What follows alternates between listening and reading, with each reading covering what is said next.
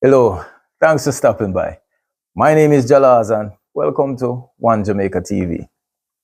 So today we're going to do stuff a little different.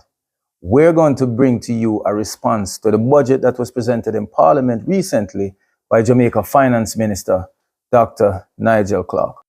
So the United Independent Congress of Jamaica, Jamaica's third official registered political party, and President Mr. Joseph Patterson would like to do a breakdown of the budget that was presented in Parliament. Traditionally, the United Independent Congress do not get the opportunity to go on the traditional media platform to give a response when anything comes out of the government. So they pretty much resort to Facebook, Instagram, and social media platform to get the message out or to give a response. So stay tuned while Mr. Joseph L.Patterson present to you the 2024-25 budget breakdown. Good evening, and thank you for being here tonight.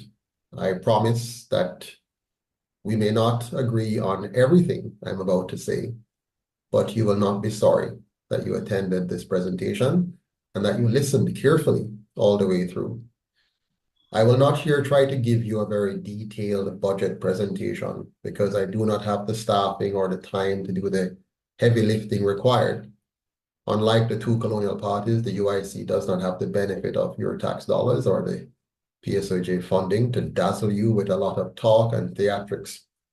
But we will share enough with you to show that this 2024-2025 budget is just another scam, similar to the last 80 years of budget presentation scams.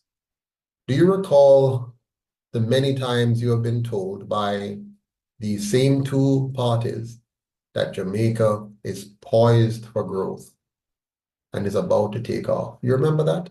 You would have heard it in the 1960s, in the 1970s, in the 1980s, in the 1990s, in the early 2000s, and you're hearing it again in different words and different phraseologies.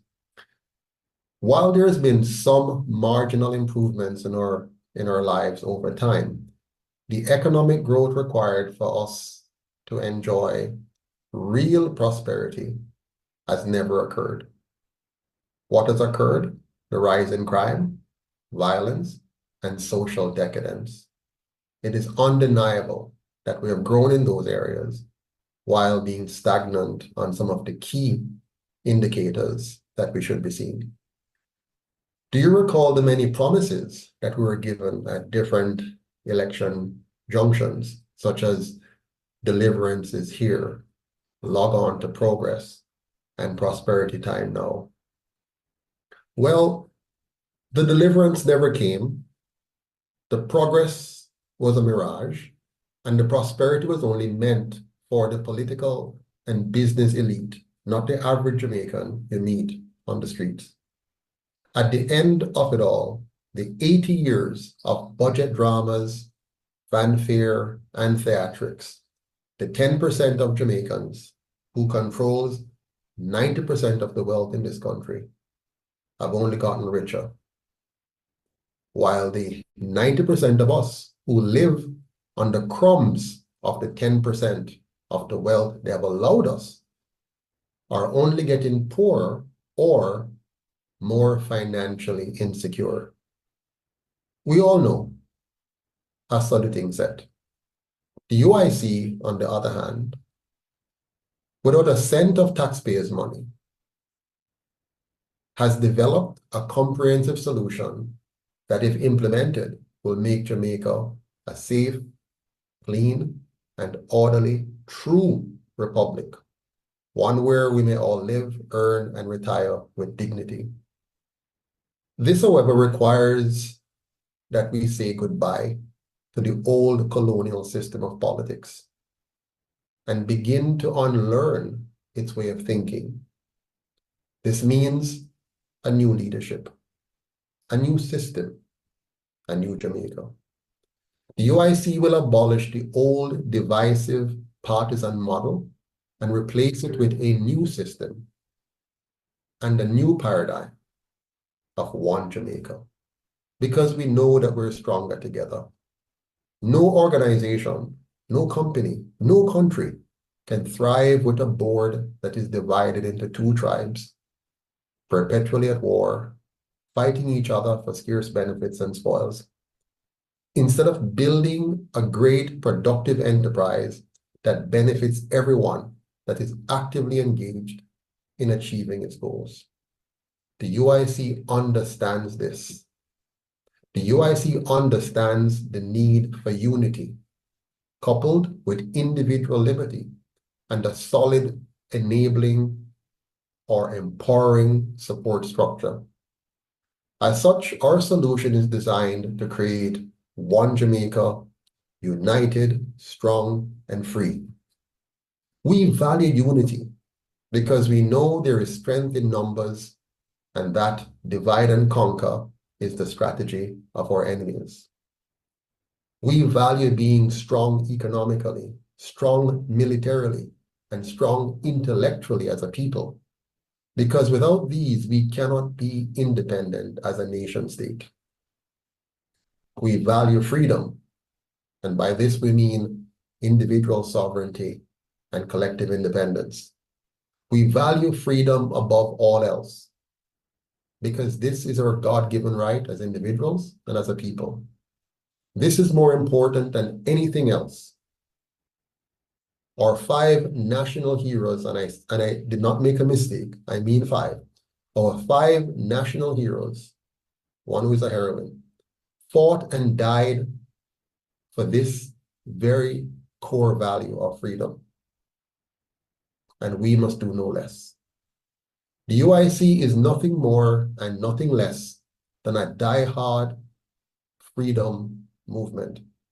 We want nothing less than for you to be totally free to achieve your maximum potential in a safe, clean, and orderly society, where government fully respects and protects your right to do with your life, your liberty, and your property as you see fit, provided, of course, you do not initiate force or use fraud to infringe on the life, the liberty, or the property rights of anyone else. To this end, we will give Jamaica its first ever and truly Jamaican constitution to make us the world's first modern true republic, a non-partisan constitutional republic of Jamaica. This truly Jamaican constitution will fully protect us from any and all special interest groups. Note the phrase, special interest groups. And it will confine government to its rightful role of protecting our individual rights and our collective sovereignty under a constitution that protects us from government itself. This includes self-ownership and property rights, including the right to our ancestral lands free of charge. This includes true freedom of speech, no censorship. It includes true freedom of movement. It includes true freedom of association. And very importantly, true freedom of choice, even in a real or supposed state of emergency. We must, and we will, abolish the idea of the omnipotent, godlike state we know as government today. And we must install a new system where government is actually a servant and not the master of the people. Having said that, I will now give you a direct response to the 2024-2025 budget debate. The two colonial parties in their budget debate rightly referred to the previous years when their parties were in power. This makes it very clear that regardless of the leader, or regardless of any change in the leadership or the face of their party, their two parties ought to be held responsible for whatever is good or bad about Jamaica today over their 80 years in charge of our governance. They must take any praise and all the blame, and the blames, unfortunately, outweigh any praise. Both parties talk about the poverty rate under the other. But how do they measure this poverty rate? Jamaica's poverty rate is a fake statistic used to deceive. Our economy is in fact more aligned with the United States, and so our poverty line marker should not be less than theirs.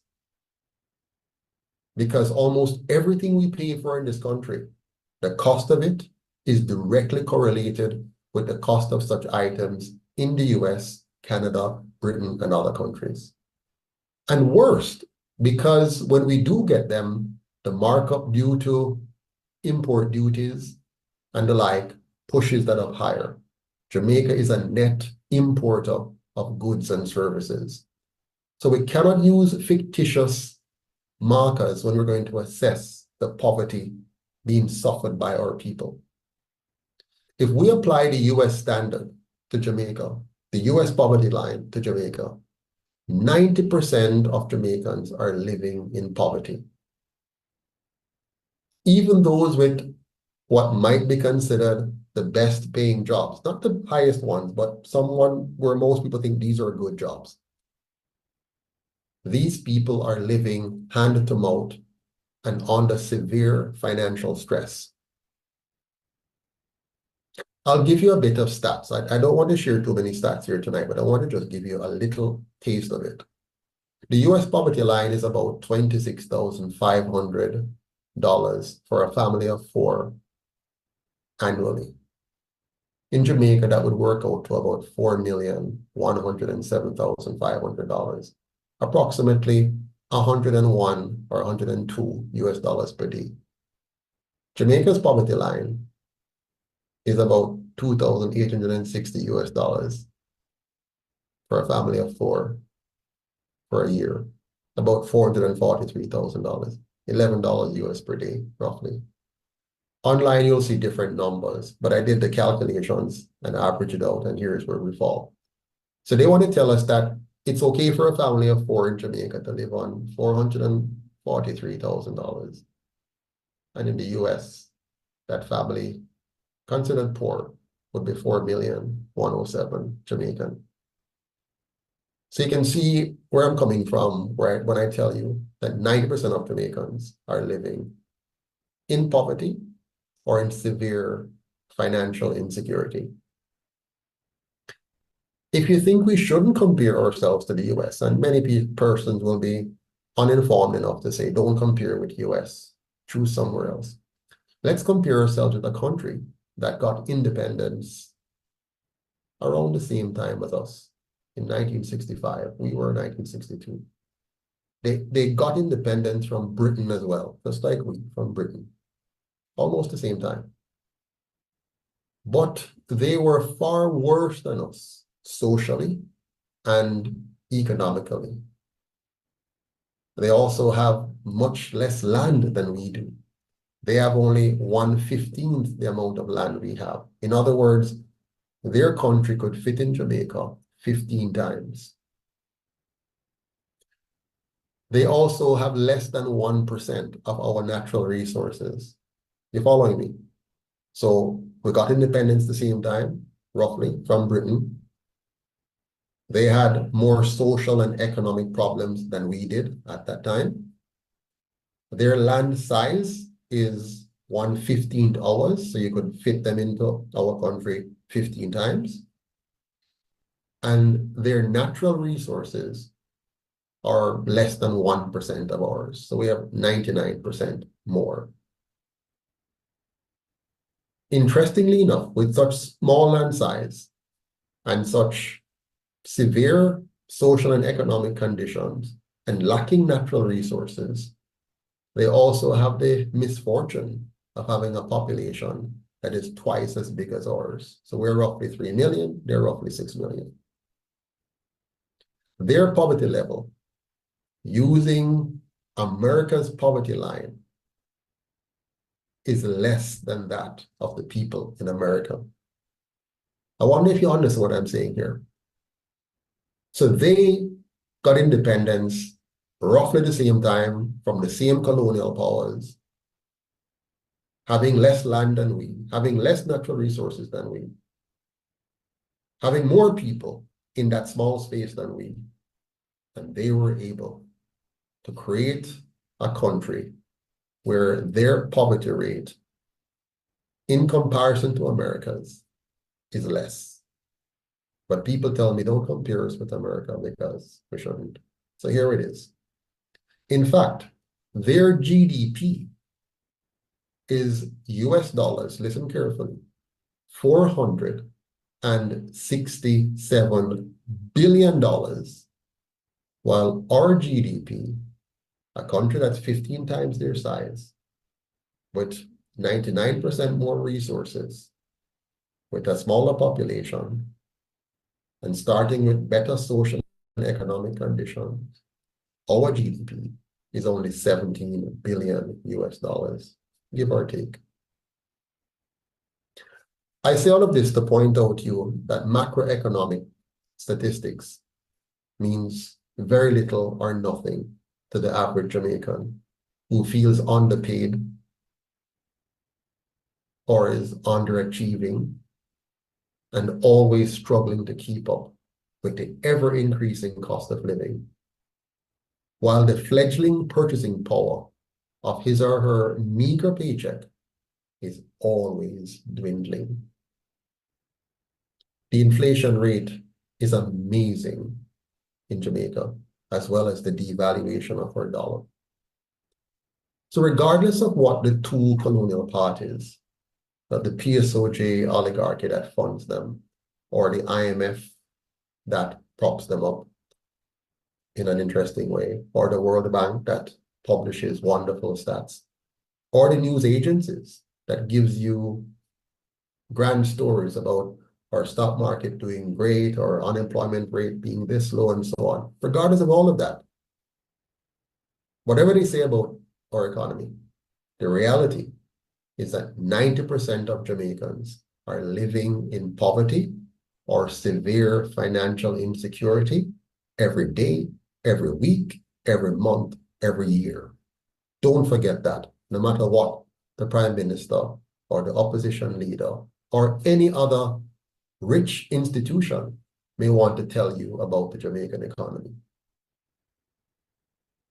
So while the PM is now talking my language about keeping up with inflation, yeah, they have suddenly realized now that they need to begin to associate things with inflation, because the UIC, over 2 years now, have been pushing. The whole nation doesn't hear it yet, but we have been pushing to peg wages to inflation. But anyways, while the PM is now talking my language about keeping up with inflation, he needs to do more than simply trying to take my talking points. He needs to create a law that pegs wages to inflation so that as inflation goes up, causing the value of your money to come down, your wages should also go up by the same amount to maintain your purchasing power. Anything less is nothing but another form of legalized scam. So after all the numbers and new proposals and new suggestions and new gimmicks of the finance minister, the bottom line is, where will you be financially at the end of the day? You might recall in the last, or in the first election, I think, yeah, 2016, they offered you the $1.5 million threshold. And that tricked many of you. Many people were tricked for good reason. I mean, you acted on the basic knowledge that you have on how you could reason and think, but you were tricked. In no time, that $1.5 million tax-free amount was wiped out by inflation, wiped out by devaluation, wiped out by high gas prices, wiped out by your electricity bill, wiped out by the water cost, wiped out by your grocery bill, wiped out by the cost of sending your kids to school. So it's as if you got nothing. The same for all those who got the increase in their minimum wage. These two colonial parties have taken the very serious business of politics and made it into an entertaining spectacle. This business of government versus opposition is a massive waste of our time and money. This game, this theater of having these two groups in our parliament go at each other and get us all riled up, get us excited or angry, but at the end of the day, we're stuck. A new system that costs us much less and delivers much more is immediately required. Our tax dollars should not be used for such gimmicks and games as these budget debates are. We need to reduce the size of government by 50% and give back the people their money and give them full control over their own lives and their economy. The government claims about jobs and job growth are always misleading because the statistics cannot be trusted. But what is clear is that if you as a person were to speak with the first 20 individuals you meet on the streets tomorrow morning, 50% would not have a steady job or a regular paycheck of which they are proud. About 25% would likely be underemployed because they cannot find a job at their trained skill level, while another 25% would be fully unemployed in the truest sense of the word. Yes, them are hustle and get a little part-time thing here and there, but they're not really employed in the truest sense of the word. So the stats are a sham, they're a lie. Of course, they will have an army of people trying to persuade you otherwise, but you just do this simple experiment. Get up tomorrow morning and on your way to work, ask 20 people and see the results. The decision of the two colonial parties to give away the Bank of Jamaica and billions of dollars robs the government of Jamaica of its direct responsibility for inflation management and thus full and complete control over the value of our dollar and its purchasing power. Not having full control over our so-called central bank and over the printing or issuing of our own currency is tantamount to delivering the people of Jamaica straight back into slavery. I'm going to give you a quote that I need you to remember. These words came out of the mouth of Mayor Hamshel Rothschild, the founder of the Rothschild Bank, which is a massive banking dynasty, which continues to this day. Listen to his words carefully, and if you understand them, you will see why it is vital that you understand what the UIC is trying to tell you. He said, and he said this many, many years ago, and it is still true today. He said, "Give me a nation's money supply or banking system. Give me a nation's money supply or the ability to print its money. Give me a nation's money supply or the ability to set interest rates. Give me a nation's money supply or the ability to manipulate exchange rates. Give me a nation's money supply, and I care not who makes its laws." When our government gave away the Bank of Jamaica and billions in reserves and gave up their control over monetary policy, they wrote a blank check to the banking cartel to control us forever. And this statement by Mayor Rothschild of the Rothschild banking dynasty tells us what they have done. Give me control of a nation's money supply, and I care not who makes its laws. So the banking cartel, they control our government. They control our lives because our so-called government has given up the right to control our bank and our banking sector. That is the heartbeat of your economy. When you give that up, under any pretext, oh, we have to create an independent central bank and we have to do all the nice words, foolishness. The bottom line is they control your laws, they control your country. It is time we educate our people about money, economics, and governance so that they can hold government accountable for overborrowing, for inflation creation, and for excessive direct and indirect taxation. Very important. Since 1962 until today, you'd be amazed to know what has happened to your country. Since 1962 until today, inflation has grown. Listen carefully. Inflation. Inflation is the decrease in the value of your money.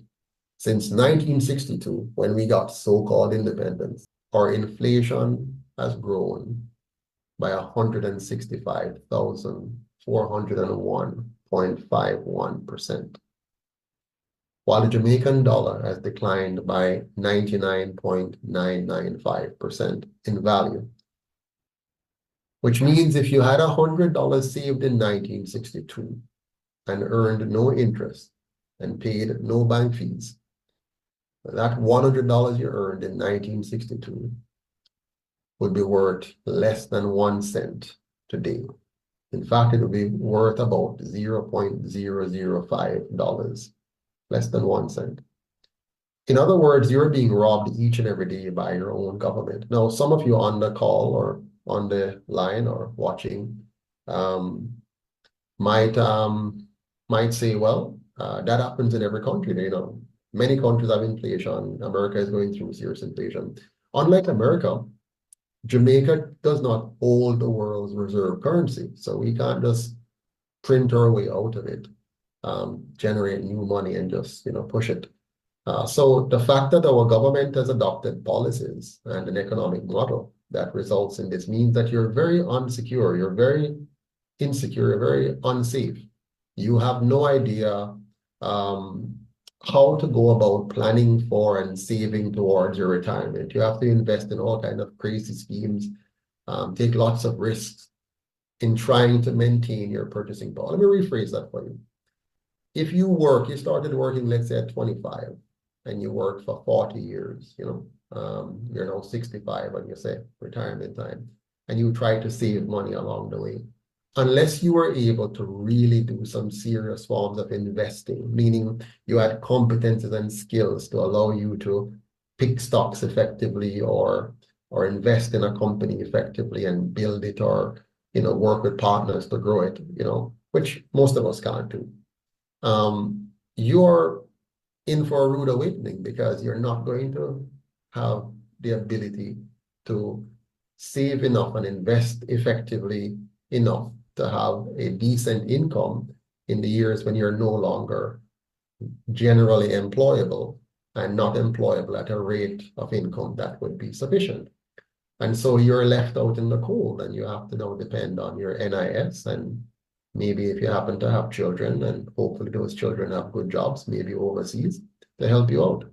But for the typical Jamaican, the ordinary Jamaican who have, none of that, maybe they have some NIS money, and that money is worthless because just like how your investment is not doing well, the NIS doesn't do well either. It doesn't produce at a level that compensate for the alarming inflation rates that we've suffered. And don't worry about when I tell you about 4 or 5% or 3 or 6%.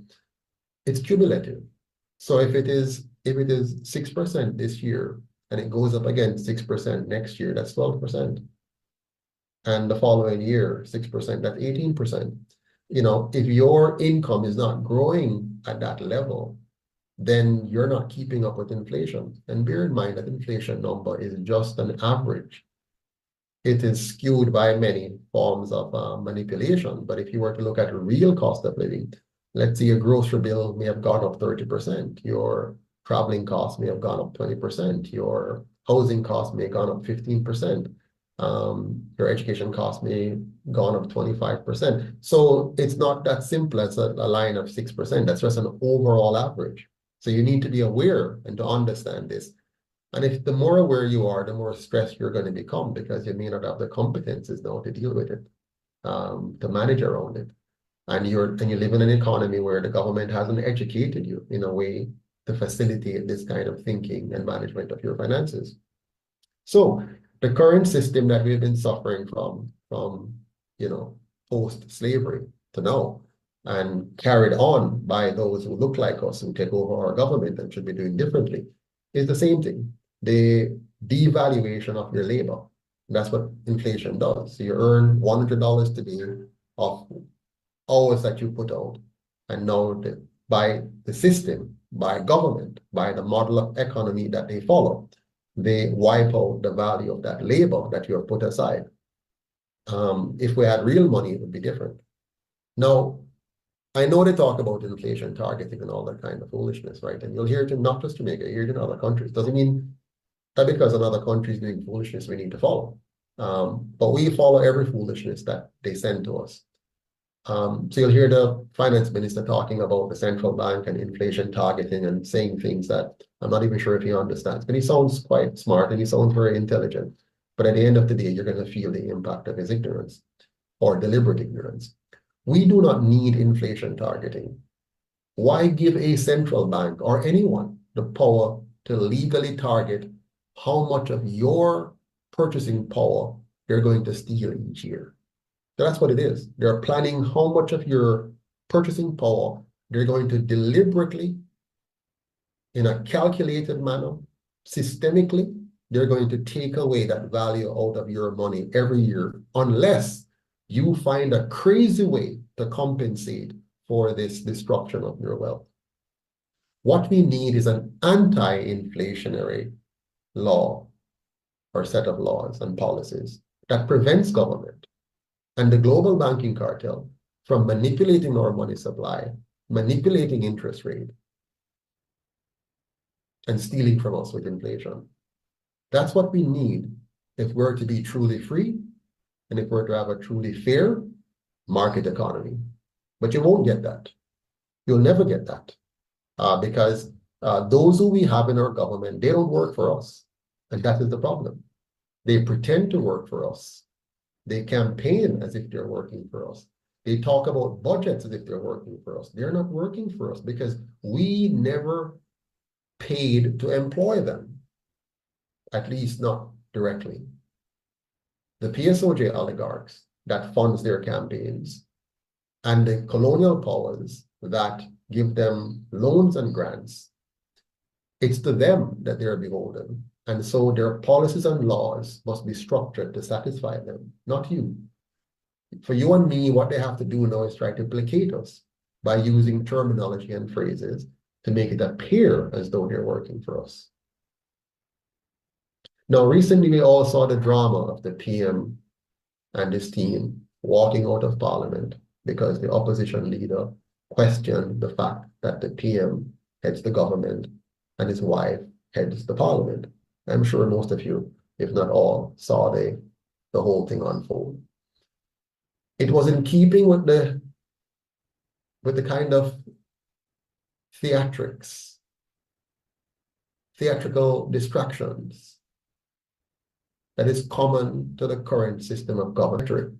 So the real issue is the actual division of our people by party and the centralization of power in the office of the Prime Minister, coupled with the mixing of the three branches of government, plus the significant influence of the PSOJ oligarchs by way of campaign financing. Those are the real issues. But you never hear any of that being debated in Parliament, ever. Because their goal is not for you to understand the real issue.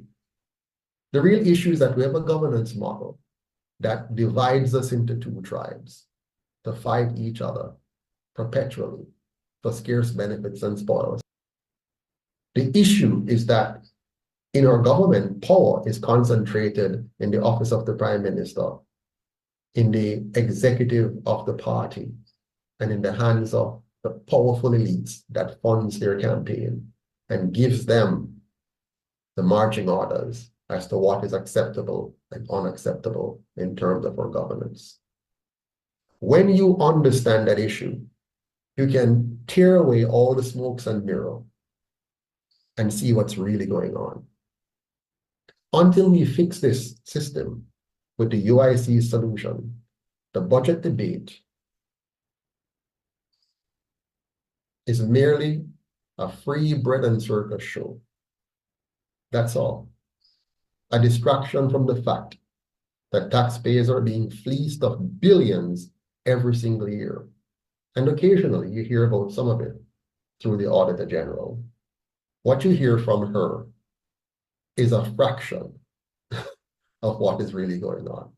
You have a massive corruption enterprise which allows a few people, a few in the political and business elite that are able to so design and obfuscate the whole thing that you are focused on the Prime Minister's wife being the Speaker of the House.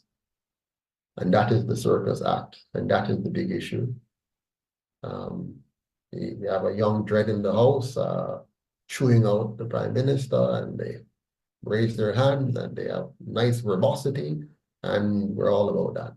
Or a beautiful member of Parliament, fashion model, says whatever on the newspaper, highlights it, and we get all excited about that. That's not the issue.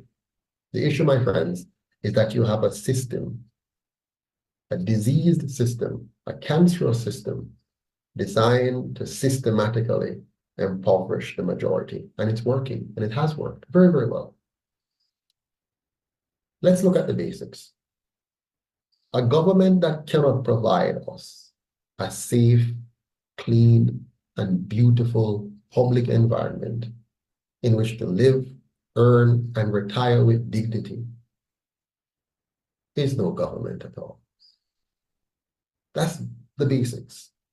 So all the other chatter, all the other theatrics and drama means nothing if your government cannot provide you a safe environment, a clean environment, a beautiful public environment in which to live, earn, and retire with dignity.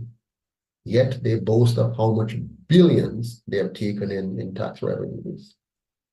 They boast about giving you new gifts and trinkets when they cannot give you the most fundamental purpose of government, a safe space in which to live, a safe space in which to go about your work and business, a safe space in which to enjoy your recreation. They cannot provide that. What else matters? They cannot give you a clean public that you can feel proud when you leave your home and go to work or to school or to enjoy some recreational time. They cannot give you a beautifully maintained country that lifts your spirits. Basic. We don't get to education, healthcare, or anything else yet, just the basics. Nothing else matters if we can't get the basics right. What does it take to create a clean and beautiful Jamaica? It just takes a government that cares and a government with the capacity to create an economy that works, not for government, not for the elites, but for the ordinary, everyday citizen who is depending on government to create that environment that will allow him or her to achieve their maximum potential as an individual, as a family, as a community, as a country. It is clear that the philosophy of the two colonial parties is not to respect and protect our individual sovereignty, but rather to keep us uninformed, dependent, and financially weak, so that they can remain in charge as the loyal representatives of their foreign and local masters. They like to take away our money and redistribute it as they see fit. They love to give us little gimmick gifts instead of liberating and empowering us to fend for ourselves. They truly love to keep us poor so that we are grateful to them for free poor education, free poor healthcare, unaffordable poor housing, a poor retirement scheme, and a generally poor quality of public environment. They don't want us to ever have a high standard of living. That is reserved for them at our expense, of course. It is amazing to hear these two colonial parties, when they're on opposition benches, telling us how bad things are. But upon assuming the role of government, they make myriad excuses on why they have not been able to make things better fast enough. All they need is one more term. The PNP had 18 and a half years straight in government. But at the end, they still needed one more term to give us progress. This current government has now had 8 years straight, but they need one more term to give us good government. Together, the two of them, they have had 80 years straight, but they each need one more term to give us good government. I don't know about you, but I can't fall for the trick there again. I just can't do it. In fact, I have not fell for it for years. At 18 years old, I told my mother that I would not be voting PNP, the party she would die for. And I told her I would not be voting GLP, the party she hated. And I told her why. I told her that these two parties serve only one purpose: to help the colonial masters divide and conquer us all over again. And if you're honest enough, if you're sane enough, if you are competent enough, you would reach the same conclusion as that 18-year-old boy that told his mother that as much as you and my grandmother and my grandfather have voted PNP all your lives, I will not follow suit. And don't worry, I won't vote Labour either, because they're both two sides of the same coin. My mother wasn't happy, but I'm very happy with my decision. And like you, I badly wanted something to vote for. And so I've dedicated the last 11, now going 12 years of my life trying to give me and you the opportunity to vote for something meaningful for a change. I wish I was alive when Marcus Garvey first started, because I would have really did everything possible to ensure that dream never died, and that movement that he created would have lived on and matured into a modern, united Independence Congress of Jamaica. But I wasn't there, but I'm here now. And so I've made a decision to push something that I can vote for, that you can vote for, that we can vote for, that will actually address the real problems and not engage in the theatrics. Focus on the truth, the facts that stare you in the face today, that these two parties have stolen just like the colonial masters, stolen, just like their colonial masters, stolen your birthright. And has cost you countless hours and pains and suffering to try to get a piece of property for yourself and for your family. They only talk about reparation, but do not believe in it. Because right now they have the power to give every family a piece of land or the value thereof, free of charge. They have withheld from us our generational wealth to keep us generationally poor. Let me give you a bit of statistics just to put this into context further. Singapore, and that's the country I was talking about earlier on when I said here's a country that got independence the same time as us, roughly 65, we got 62. And their land is only $115. You could fit them in a Jamaica 15 times. Singapore, more people than we, nearly 6 million. Less land than we, 1/15 our size. They have been able to make 93% or thereabouts of their population homeowners. Their government so cared and were so competent that with far less land than we, they have been able to give 93% of their citizens home ownership. We are still somewhere around 60-ish. Why is it that they're able to do that and we're still struggling? We have more than them. We have 15 times more land than them, half as many people as them. And they have been able to create for their people home ownership for 93%. What's wrong with us? I tell you what's wrong with us. Two colonial parties, controlled by the colonial masters and funded by the PSOJ oligarchs. That's what's wrong with us. And a constitution that is designed to keep the colonial thinking and policies and laws in place. NHT, my friends, as lovely as it is, and how much political mileage the PNP seeks to take out of it, and how much money the GLP seeks to extract from it, in like manner as the PNP, NHT, my friends, is a scam. A scheme designed to create garrisons rather than uplifting communities and affordable housing for the poor. It was used to trick the poor to get their votes, while promising a benefit that 75% of the forced contributors would never, ever see.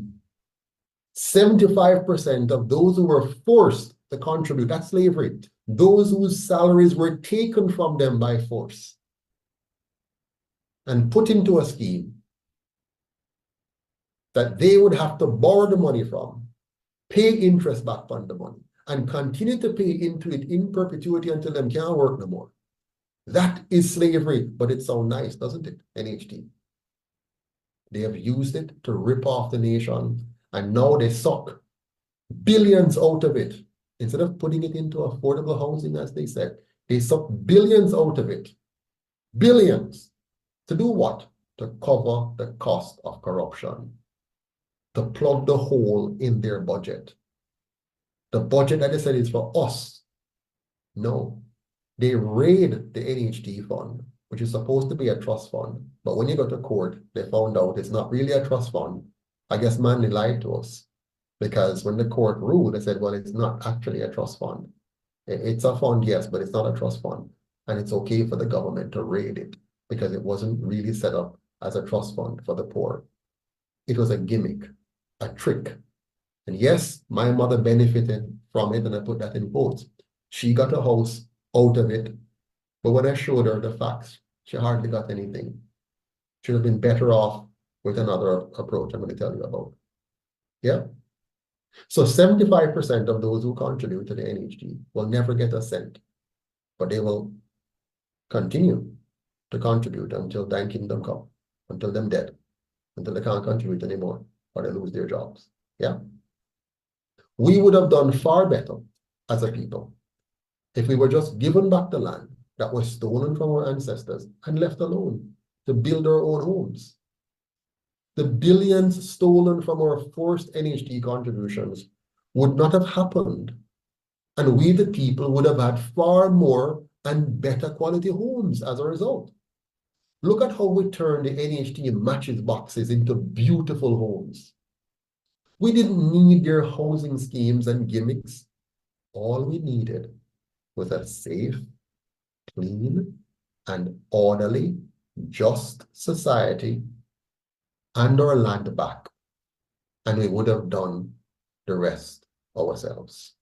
Just like we do after they force us to pay into this NHT and force us to pay NHT all our lives and force us to pay interest to NHT and interest to the big banks, because now the price of house is too high because of their own design. We have to borrow from the big banks too to make up the NHT money and have a mortgage for 30 years.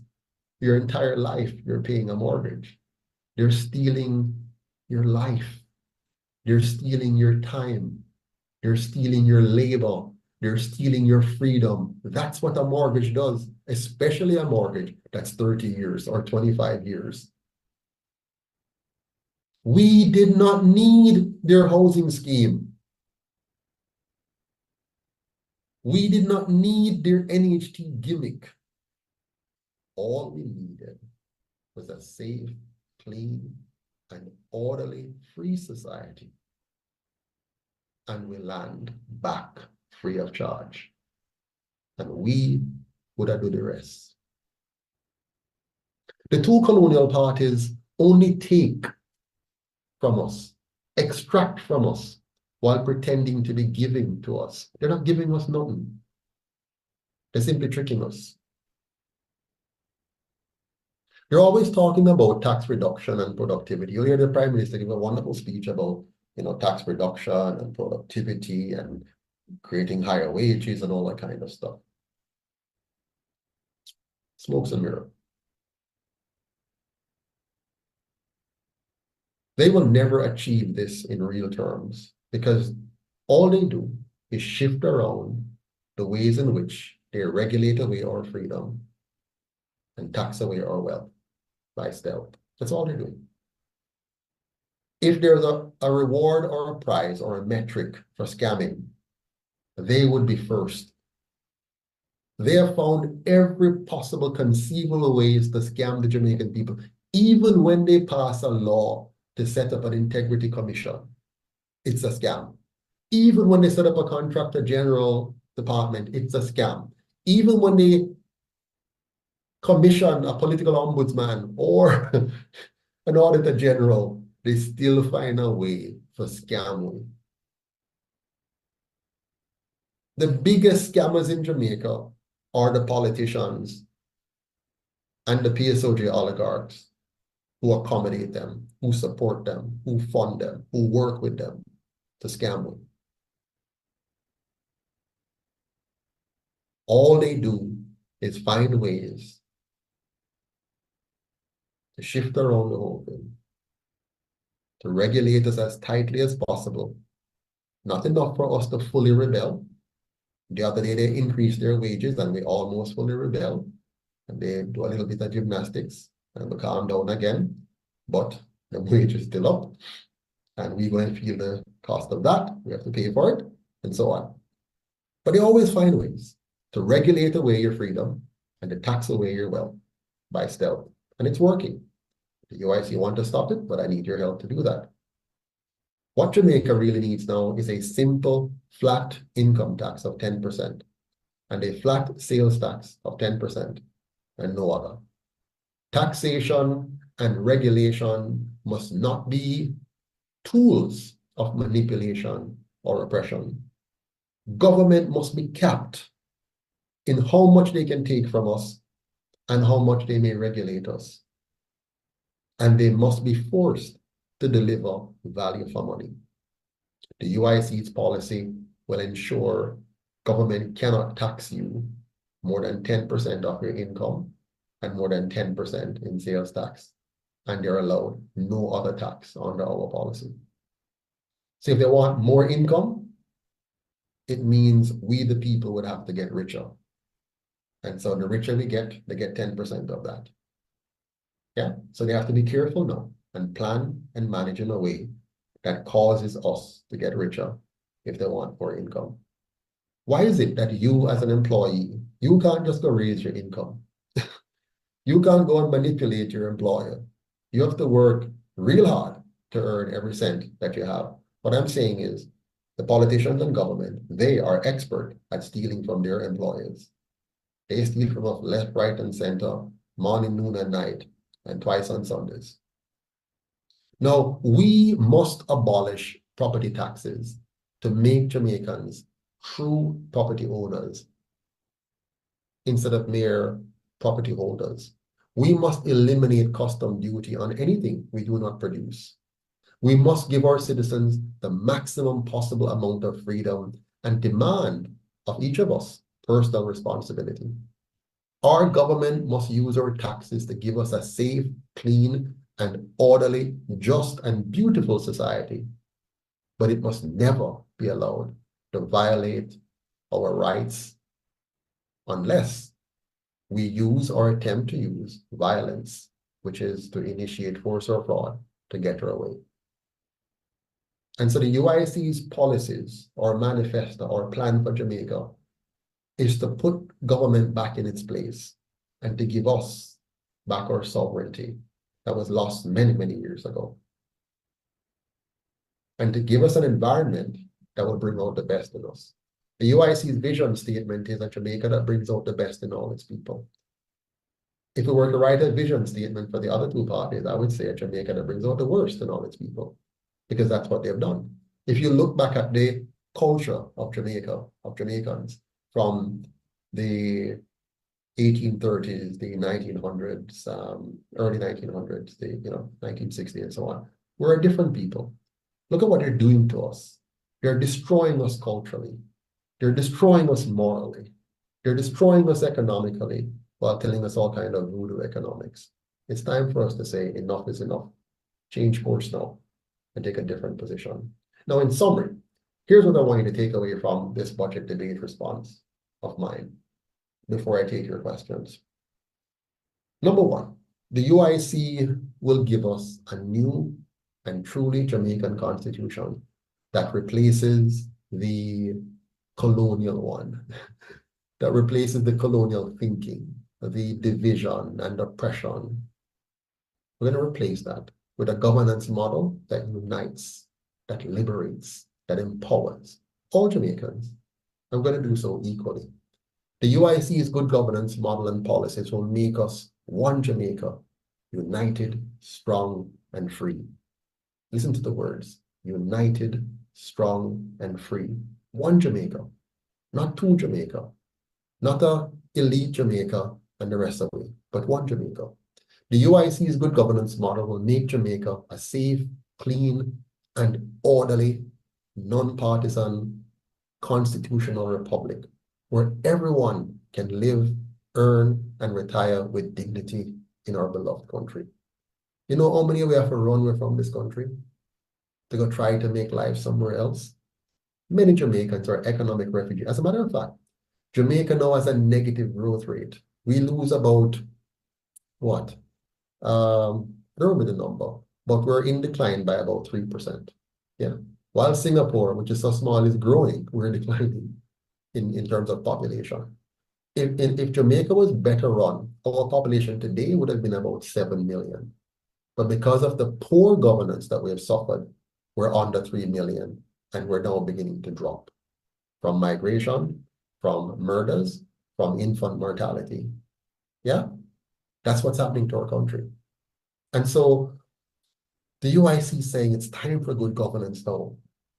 The UIC will ensure every Jamaican whose ancestors were enslaved on this island be made a property owner with the land being returned to you free of charge. This is not a gift, by the way. This is your entitlement. And we will abolish property tax to make sure you are a true landowner instead of a colonial subject landowner. The UIC's new constitution will unite all Jamaicans by giving every citizen and their children the right to register abroad and vote remotely from anywhere in the world. and will allow you to return home at any time, 100% duty-free and hassle-free.